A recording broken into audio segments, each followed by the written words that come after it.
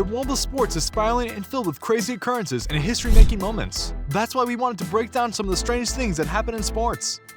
What were you trying to do anyway? Impress your friends? This is our breakdown of the biggest coincidences in sports history. Number 6. Liverpool signs Wijnaldum on Kurt's birthday. Liverpool signed Dutch midfielder Georginio Wijnaldum to a 5-year contract in July. Wijnaldum scored 11 points in 38 Premier League appearances for Newcastle in 2015 to 2016. Former Liverpool forward and fellow Dutchman Dirk Kuyt called it a wonderful transfer. For Sean Kearns of Metro.co.uk, some fans hypothesized on Twitter that Liverpool held off announcing the deal until July 22 to coincide with a special occasion. Ryan Rosenblatt of Fox Sports tweeted, "I want to believe that Liverpool waited until today to sign Georginio Wijnaldum because today is Dirk Kuyt's birthday. It's a nice thought, but given the serious nature of contract dealings, it seems unlikely." Number 5. Indians win 14 straight games after Cavs' NBA title. On June 15th, the Cleveland Cavaliers won the NBA Finals, ending a 52-year title drought for the sports-embattled city. Immediately after that happened, the Cleveland Indians embarked on what would become a 14-game winning streak, a franchise record. Zach Massell of Cleveland.com reported that not only did the Indians stepped up their game since the Cavs title, but other Cleveland teams had as well. The city's AFL team won its first 2 games, and the local AHL team won the Calder Cup. These are mostly coincidental, obviously, but then again, let's not immediately discount the positive impact on morale the Cavs' victory probably had on the entire city, a city that includes a baseball team. Number 4. ASU's new video board to be 1 foot taller,